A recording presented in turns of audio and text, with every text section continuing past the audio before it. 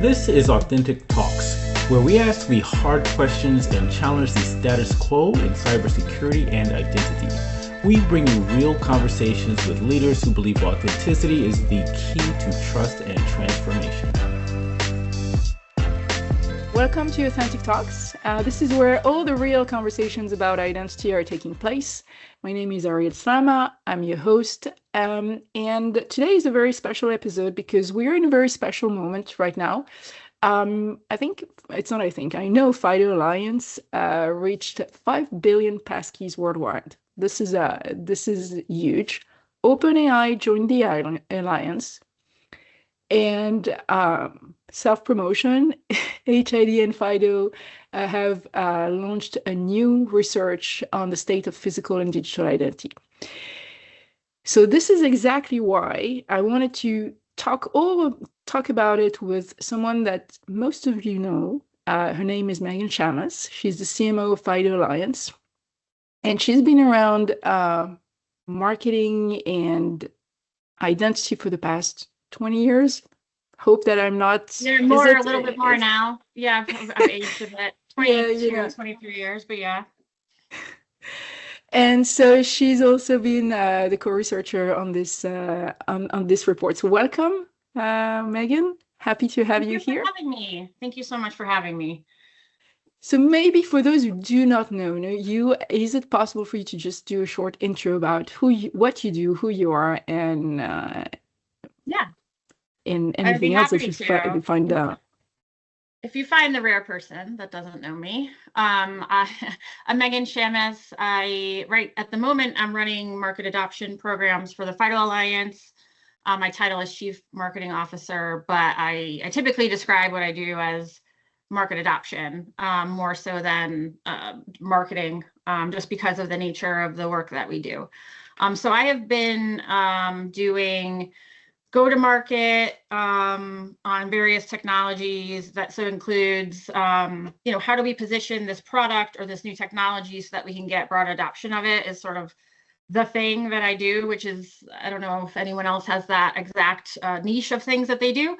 But I've been doing that since I started my career. So I have been working on various programs to gain adoption of new technologies. So I started off in the smart card industry, particularly in the United States, to gain adoption of smart cards across pretty much every vertical that you use smart cards today. So that would include in the US government with PIV cards, and transit with open loop payments, and of course the biggie, the EMV chip cards that you use every day now to pay.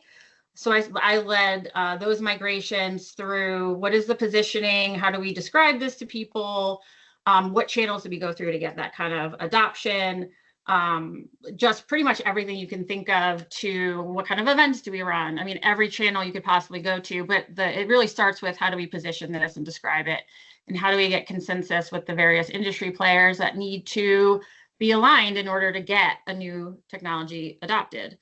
And so it made natural sense for me to start working with the FIDO Alliance on FIDO 2, which has evolved into Passkeys. And I've been doing that for the last 10 years. And that's super interesting. You touch a couple of points like the ecosystem, the alignment between the different parties, and also the adoption. And I think we're going to come back to that later in this talk. But this is, I think those are key touch points. But before we get there and we completely dive in, there is a little thing that we always do when we start the podcast, is to ask the authentic question. Are you ready?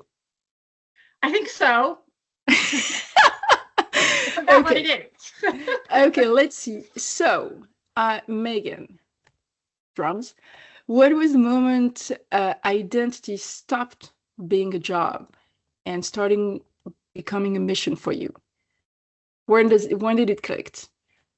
Yeah, so that's such a good question. I think that for a very long time, even with smart cards and now with passkeys, we had focused so much on the authentication piece for so long. And then it really came into very clear picture how the broader identity question really fits into this, because, okay, we're authenticating something, but how did we onboard that person? How did we know that that was a real person and not, you know, an AI person? Things like that. So when we started thinking about that, it kind of all came more crystal clear.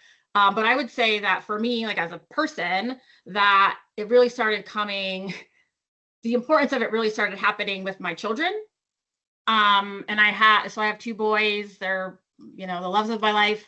They are now 8 and 11, but as they were coming up in the world and they started wanting to leverage the internet in different ways, it really became important to me, number one, to protect them as in their identities, but also, you know, in the past few years, as age verification and improving your identity has become in some places regulated, I started to really see, okay, I don't really know that I can prove my child's identity, and now I'm vouching for them as myself in various ways. And to me, it just seems there's various aspects of identity that we have not solved yet, and we really need to solve. And you know, the things that I've been working on the authentication side of things fit into it very nicely, but there's a big, broader question that really needs to be answered. And so if we I'm just going to double click on what you said. You said there's specific aspects of identity that haven't been solved yet. What are they? Can you kind of elaborate a little bit more on that? And how's FIDO Alliance contributing to help solve that? Yeah, so well, there's a few different pieces. The first piece is, and this really started becoming super important during COVID when we were remote everywhere all the time. How do we actually leverage remote IDV solutions or technologies to be able to prove that someone is who they say they are? And that usually is, biometrics tied to an identity document. But there's all kinds of solutions out there. And it's really hard to know which ones can keep up with the pace of technology, because as AI has grown, the ability to do deepfakes is remarkable and is moving so quickly that the technology that folks are using to onboard folks or prove their identities remotely needs to keep up with that. And so from a FIDO perspective, that's the key reason why we have a certification program for those technologies. So that's super important. And I think that it's also super important that consumers or end users or whoever is participating in using these technologies needs to understand what the heck is happening. So I don't know if you've ever had to do this process when you're like, either like signing up for a bank account or for me, proving my child, like it's like this pop-up of like, now do a selfie and give me your driver's license. And I'm like, who are you? I don't know if I know you enough to do that. And so there's that piece of it where these technologies need to be rolled out in a way that really protects our privacy and that we know that it protects our privacy. So that's really important. Which brings us to the bigger thing, which is, wallets and digital credentials, which we have this promise of being able to carry ourselves on here. How can we do that in a way that is interoperable, global in scale, privacy respecting, aligns all the different stakeholders that are involved in this, aligns competitors in this? It aligns various standards that are here or there. There is enormous complexity with trying to harness this promise of this, having all this on here and being able to present things in a privacy respecting way. But FIDO Alliance now is really looking at how can it leverage the proven ability to bring folks together and harmonize and build programs and build consensus to get that, fulfill that promise, which is no light task. So there's those pieces are not quite in place. You can see the disparity if you look at like United States and Europe and then Asia and other the Middle East and other areas that have digital identity programs happening, or some do and some have more disjointed things going on. But if I'm in the United States and I've got a mobile driver's license and I want to go to Europe and I want to leverage my credentials through something, I don't know that I can do that. And in fact, I live in a state that doesn't even have a mobile driver's license, so sort of a moot discussion at this point. But for me, it's how can we do this in a way that's very privacy respecting, but still provides that interoperability and simplicity that we need. I fully relate with what you've been saying. I'm actually in the process of opening a bank account for a nonprofit organization. And how can I put that very nicely? The process is his Stone Age, really, from the paperwork, from the interaction as a customer, the fact that, like, if I want to be, I won't quote the bank, but I had to actually print out all the paperwork and send it through mail, and we're in 2026. Wow. Yeah. And I'm like, do I really want to spend an hour to open a bank account? And I don't have a choice. This is the point. And that is not just to open the bank account. It's just to bring the paperwork to be considered for opening a bank account. Right.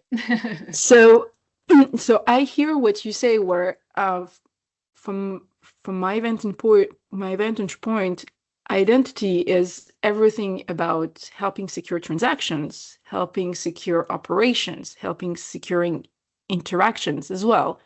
So it's a very interesting animal in this context, and at the same time, it helps secure all of this, and it needs to be not transparent, but it needs to be frictionless. And he needs, as you mentioned, as you put it very nicely, it has to take into account your privacy. And what makes it super interesting is that you have so many parties involved in delivering that right. It's not as simple as it looks like, and it's a hard work. I'm going to just move a little bit around that, and this is really what FIDO Alliance is doing, right? Trying to bring everyone together. And you've helped a lot of companies deploy passkeys. What does a successful passkey deployment look like? That's a good question.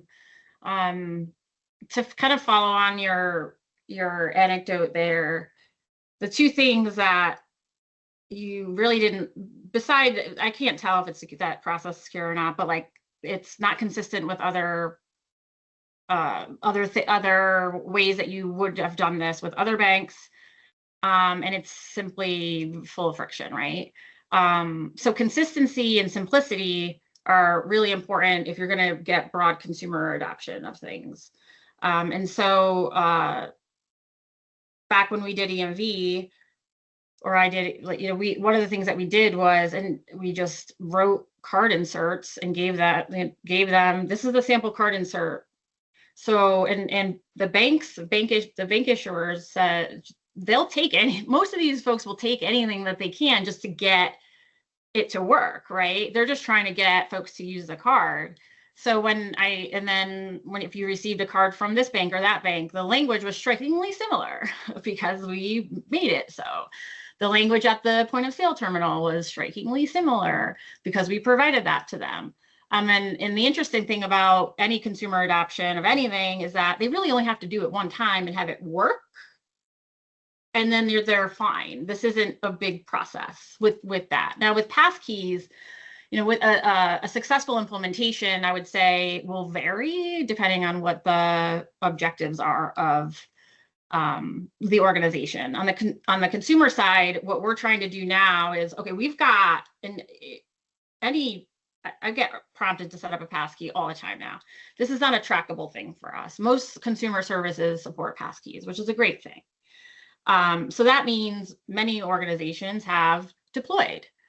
But when we look deeper at the numbers around the usage, it's still not where we want it to be. So what we're focusing now on the consumer side is, how can we help RPs scale usage after deployment? What are the techniques that they could try? What guidance can we give to them? And we're working on that right now. But what's great is, talk about consensus, all of this information is coming from RPs who are willing to talk to us about what they have done, what's worked for them, what others can do, and et cetera. So that's where we build that kind of guidance. Where we want to be is to allow these organizations to feel comfortable removing anything that's phishable in terms of sign-in. So they've got passkeys, but you can also fall back to a password. That's not what we're looking for. That's not what they're looking for. But they need to be comfortable that they have enough folks using to be able to do so. Now, on the workforce side, strikingly similar situation. Workforce is, and I know you work with a lot of folks to deploy FIDO in the workforce. It's obviously less clear to us which ones have and haven't, because it's not something that you sign into every day. So we did some research recently just to get a pulse on what the state of adoption is in the workforce globally. And strikingly similarly, it's lots of organizations have rolled out passkeys to their employees, whether synced or device bound, kind of a mix of both. But only like subsets of their employees. And so the question is, how can we help organizations that want to put passkeys in the hands of their employees to scale their rollouts? And that is something that we're working on now as well, to provide some workforce guidance. That was also clear in the research that we just did together. In terms of, we did ask the question of, are you evaluating passkeys? What's sort of the state of things? And it was actually exactly the same that we found in the earlier research that we had done, that yes, it's not a question of we don't want to do it. It's a question of how can we do it and scale it in a way that is gonna get us to a point where we're actually going to be able to be phishing resistant as an organization. Yeah, so if we give the nuggets already, so I think we found as a figure is like there is an intent of 93%. They are more or less on the journey of passkey, but only 13% of them have deployed it at scale.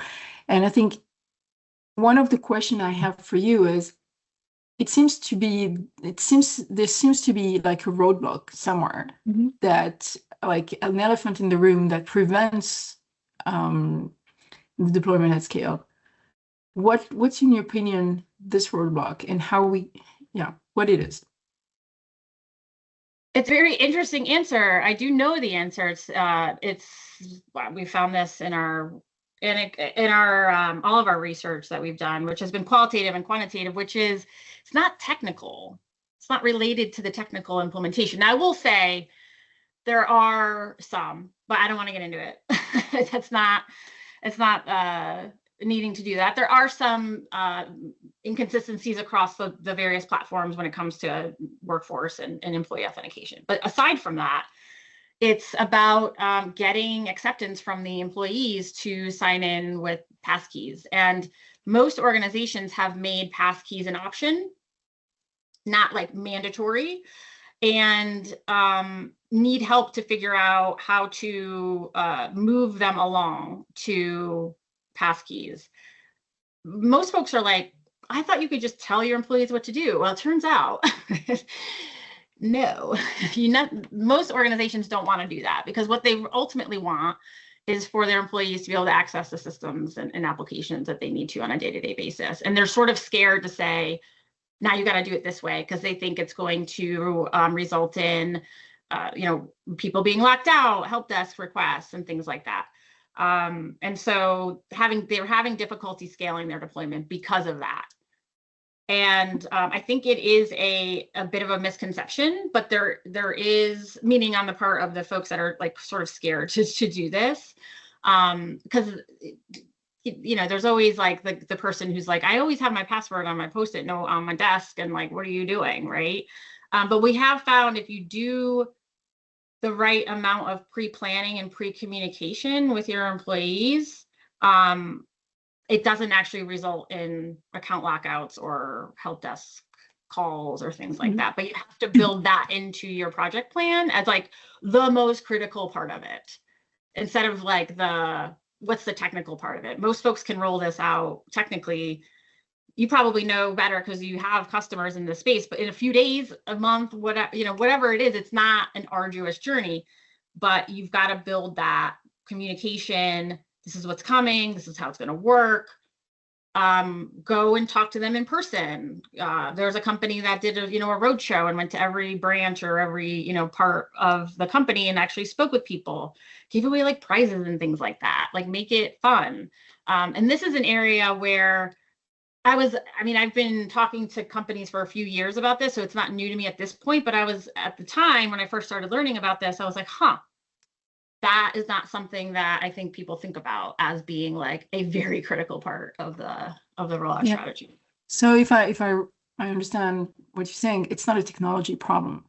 It's really the wrapper, the communication, the convincing people, or not necessarily convincing, but the education that this is not going to disrupt your daily life.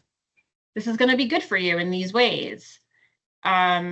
Try it out. There are a few organizations that reported to me, they did all this and then they had folks asking to be in the pilot group because it sounded cool. I think passkeys are cool. I like when other people think passkeys are cool.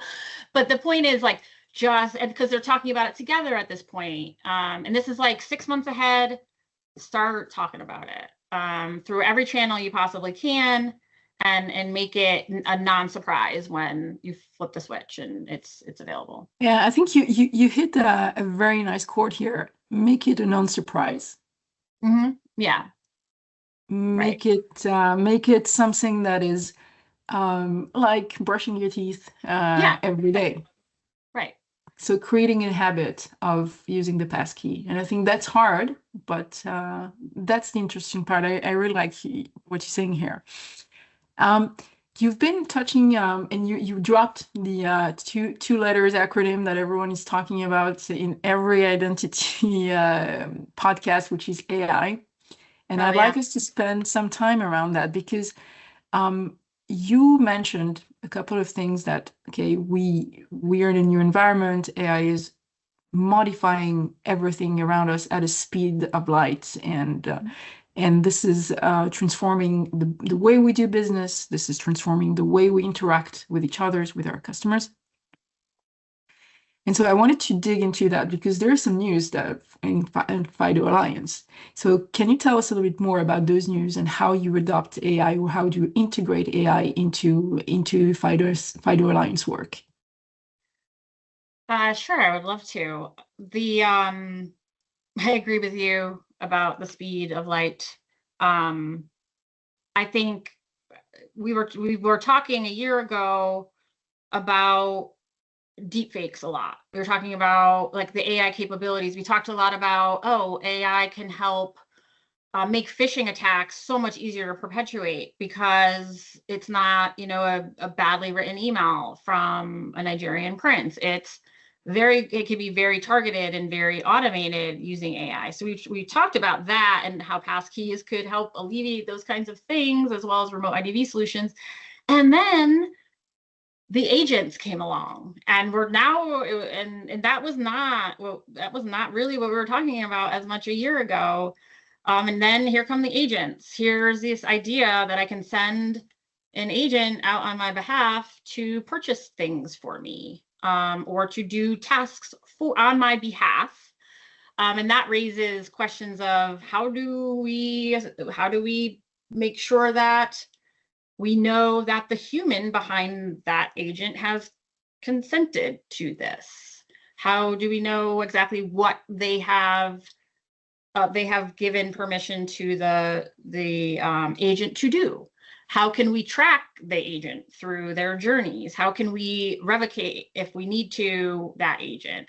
How can we do this in a way that's respecting the privacy of the human that's behind that? And there's a lot of talk about agent identity, and I don't care about that at all. I care about who is the human behind that, and how can we make sure that that agent is acting on behalf of that human, and we can prove that. And the organizations that are going to be accepting purchases or accepting these actions on behalf of an agent need to be able to prove that. But and I think you're touching a couple of things, and I'd like to go deeper on two things that you said. You don't care about agent identity, That's one thing that you said. And I the don't other right now, part, no. no. So I'd like to elaborate on that Yeah. on that one. If you can tell us why do you not care about that? Because everyone is talking about agentic AI.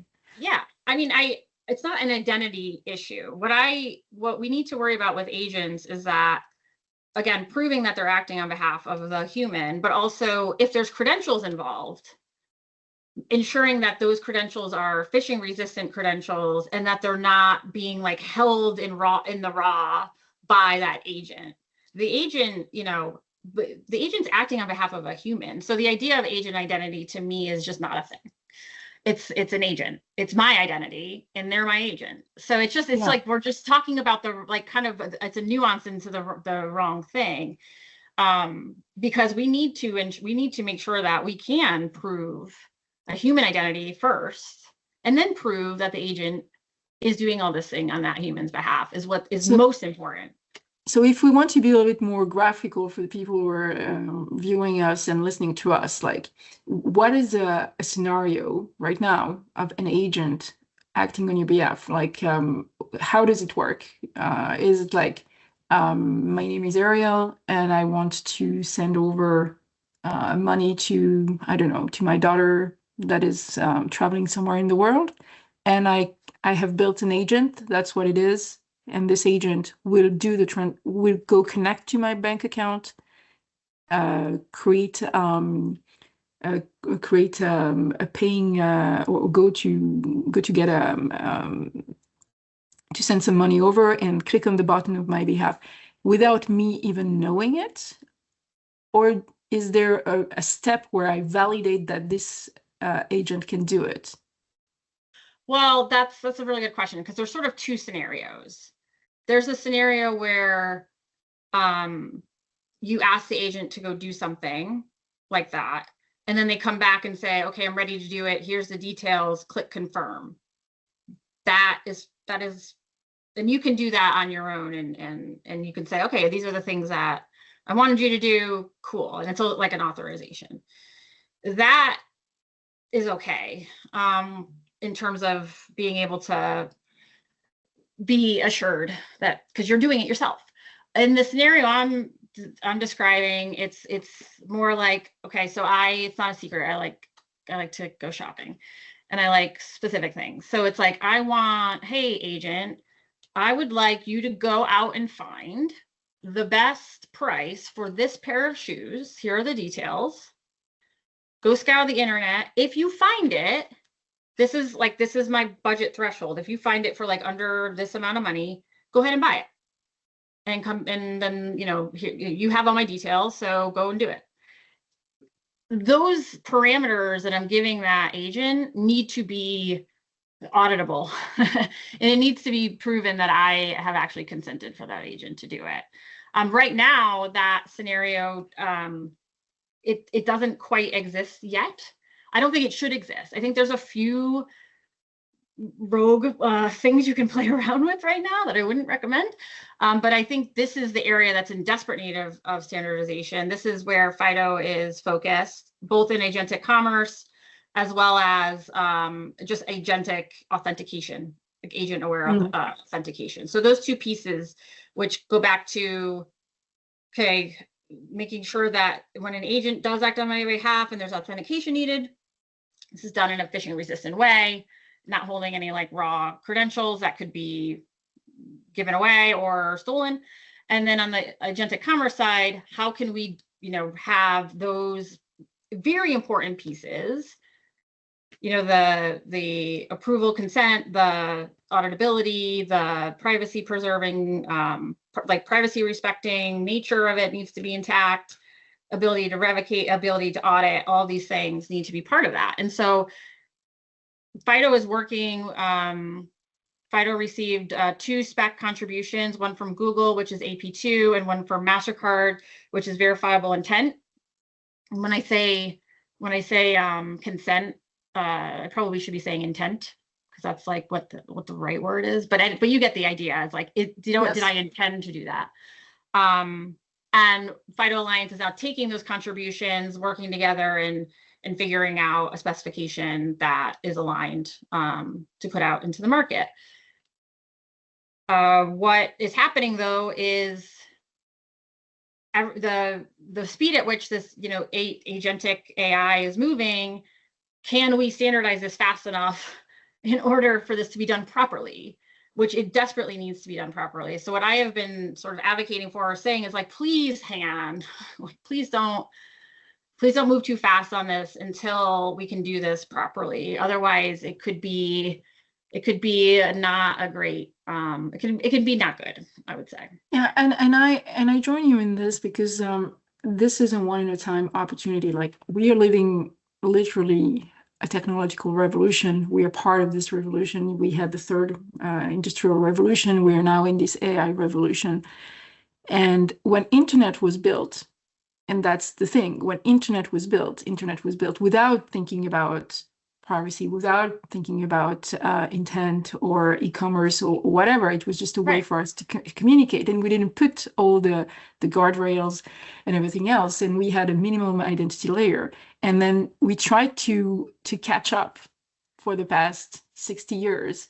And so we are at a point in time right now where we have the opportunity to actually do it right. Yeah, define right, but I agree with you. Yeah. From the very beginning, put the guardrails to think about all of this. Plus, we've evolved as well. We now are very much more digital, and everything that we do, like doing things in a digital way. And especially, I live in Sweden, so like the cash is something that does not exist in my mind anymore. Right. So those are the things, and I believe this is super interesting. What you're saying here is, okay, can we standardize first? Take a step back, standardize first, define what is working, how it should work, and then deploy. Right. And to be clear, and like please don't make us go back and have to band-aid this thing again. But the point also that I am trying to get across to folks is, hey, these specs are not going to be static, right? But we've got to get the foundation intact in order for this to be done in a proper way. And then, of course, like just like with FIDO and WebAuthn and FIDO UAF and our other specifications, yeah, we have to see what's happening. We have to iterate on it and make improvements on it, and move along with where things are going. But it's really just super important to get that foundational specification and like have people adhere to these standard practices with regard to this, like soon, very soon, I hope. And the fact that OpenAI joined the alliance, it is actually a good signal for you, right? Yeah. Well, we also have so OpenAI has joined us at the board level, which signifies a really important thing, which is we think this work should be done within the FIDO Alliance, and I agree with that, because the FIDO Alliance is really good at this. And also the contributions from Google and Mastercard are of evidence of the same thing. Like, this needs to be standardized. We believe it should happen within the FIDO Alliance. We've drafted some things and we want to contribute it.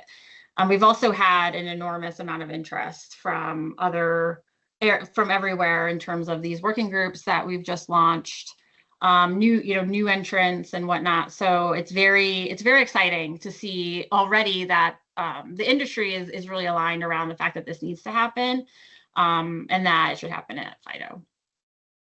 That's super interesting.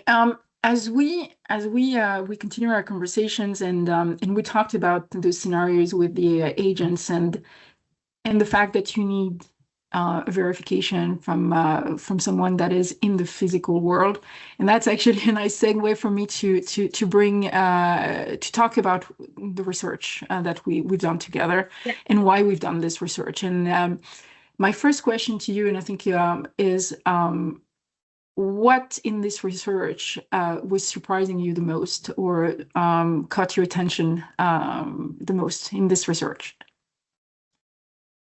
Good question. So this research really centered on converged credentials in the workforce, which is something that I have been talking about since 2003, which is really interesting because the idea that you could have, one, badge, I'll just say badge just for the sake of, or one, piece of hardware or whatever it is, that can allow you as an employee to access, physical parts of the organization, as well as the, do we still call it logical?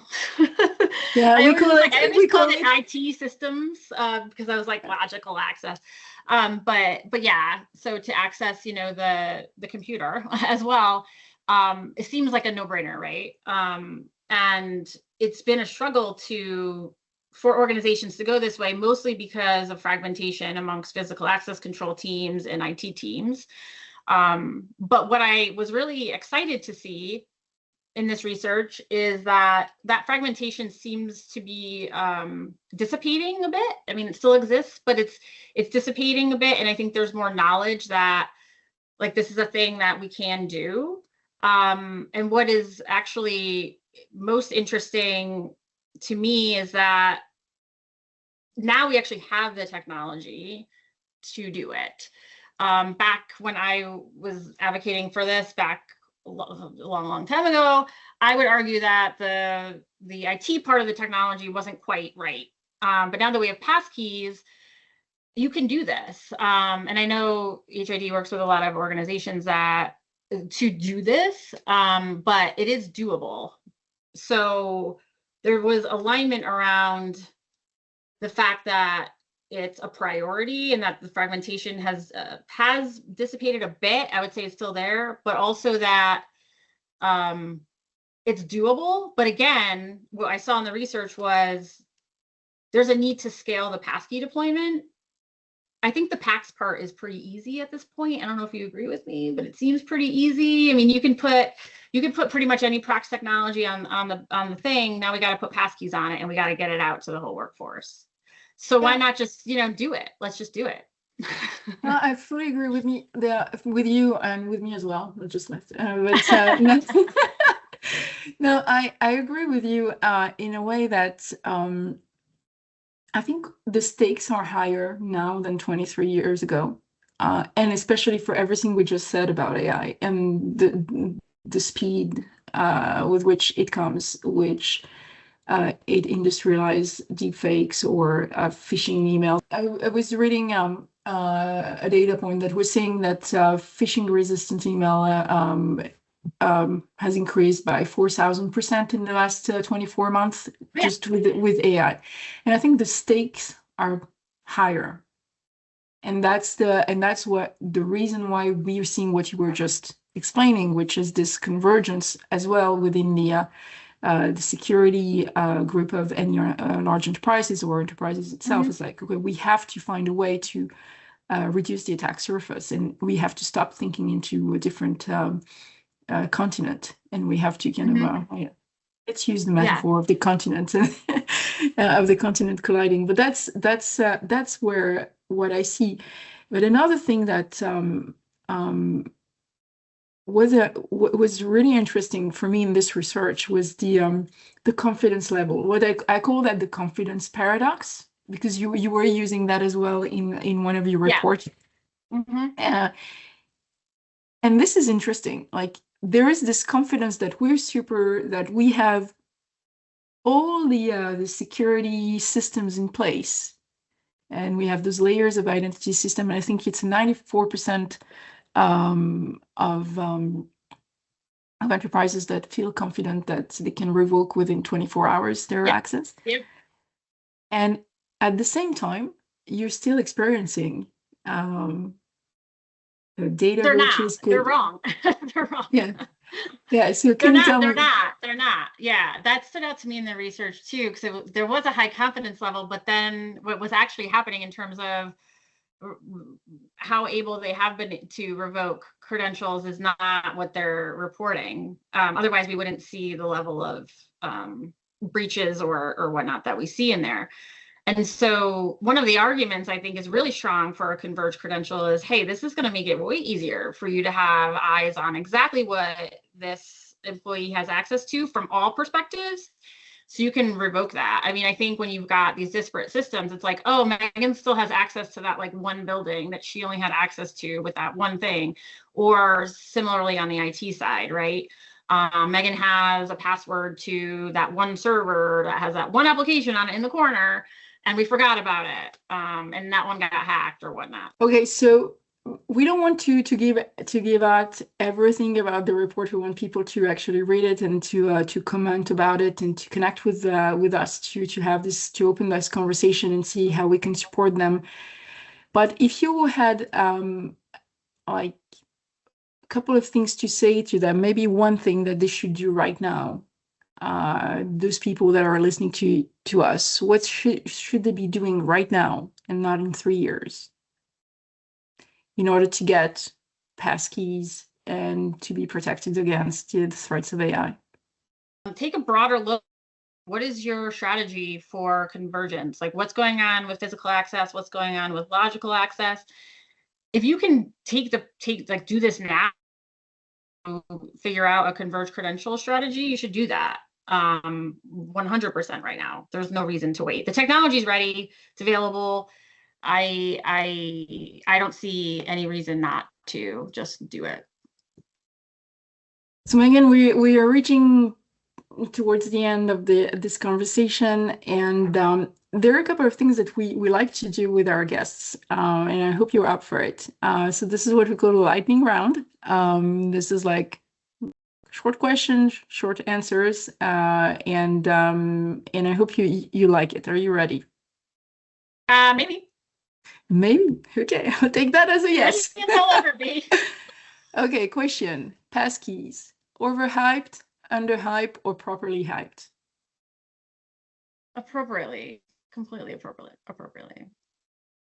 AI agents, biggest opportunities or biggest headache for the FIDO Alliance? Opportunity for sure. One thing that enterprises keep getting wrong about passwordless rollouts. Well, stop saying passwordless, first of all. I stopped doing it. I actually might have invented it, and then I stopped doing it, because people still do it. It's fine, but let's focus on what's the prize. The prize is not, we don't use passwords. The prize is, let's get the passwords off the server. And so I think, I wouldn't say, it's a march towards what we really want, which is get the scale that you need for people using passkeys and start pulling back those phishable authentication methods. The longer you're letting people still sign in with like SMS OTPs and passwords and whatever, the more open you are to stuff. So just march through, like keep going, then start pulling those things back. And look, we're going to have more guidance on that soon to help you out with that. That's super cool. Okay, so now a very important question. Coffee or tea? Coffee and Diet Coke. Coke Zero. I have a reputation. Coke Zero.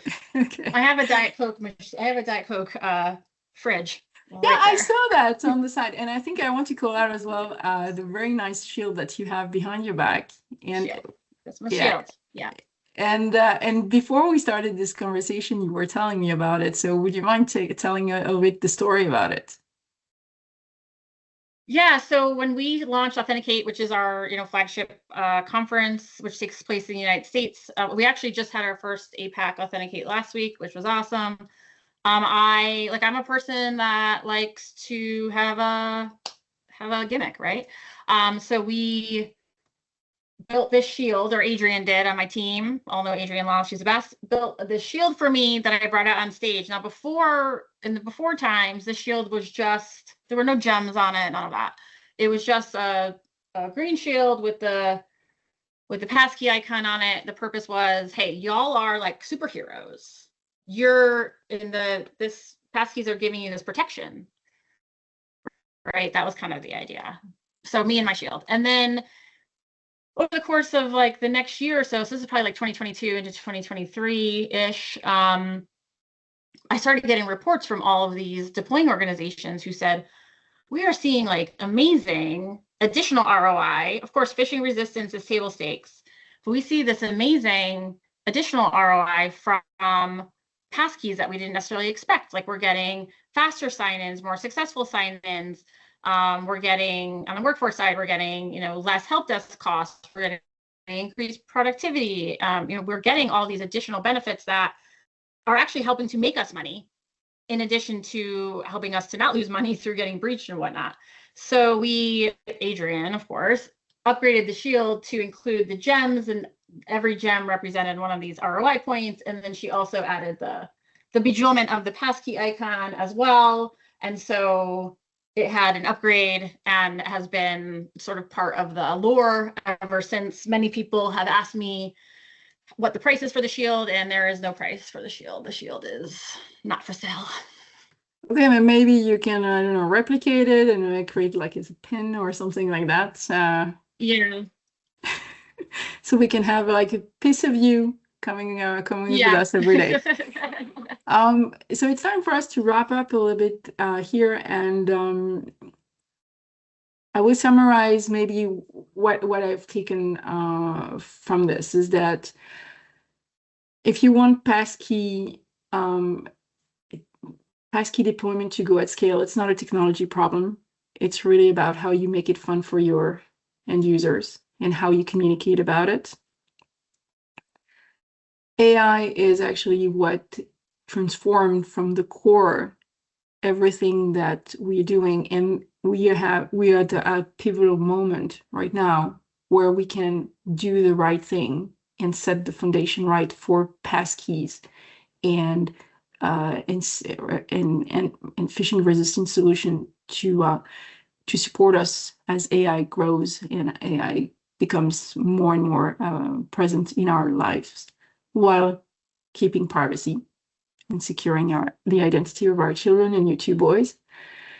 And the third thing is that we are going in the right direction, right? Because from what we understood in the research is that there is this convergence of the people in the physical world and the digital world starting to work together, understanding that it's not two separate worlds with two different rules or objectives and user. It's only one. And this is where FIDO Alliance is actually playing a critical role.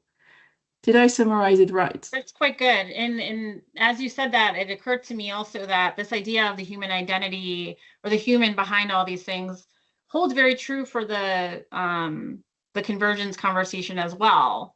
So, you've got this human, this employee, and, having all these, just able to do all of these things, access certain systems, do certain things within the physical realms of the organization. Like, again, let's tie that back to that real human, and let's ensure that they're doing the things that they're supposed to do, but also don't have like a whole mess of credentials that they have to deal with, because that really is not helpful to anyone from a management perspective or from a usability perspective. So, yeah, exactly. Because at the end of the day, intent for now, unless we are going into general intelligence, and this is another topic, but intent is human and it's carbon rooted, right? And so that can be protected, and technology is there. And this is something that you've said.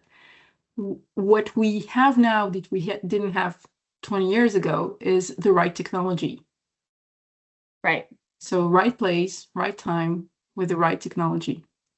Right, and the right people at the table to make it go. Yes.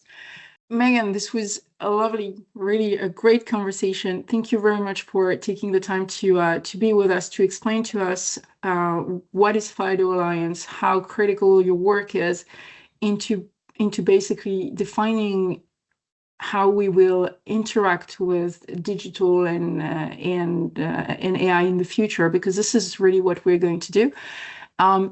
For those who are listening to us, you can help us by subscribing and give us and amplifying our work, or connecting with me and Megan and having a conversation on the comments on our LinkedIn accounts. And I really look forward to discuss more on this report. It's called The State of Physical and Digital Identity in Enterprise, and you can find this on the web, on the FIDO Alliance webpage, on our HID webpage, and we'd love to know more about what you feel about it and how you think about it. And that is a wrap. Thank you. Thank you. Great conversation. You've been listening to Authentic Talks. Ready to rethink what you know? Follow us on LinkedIn and join the conversation. Until next time, stay ahead, stay authentic.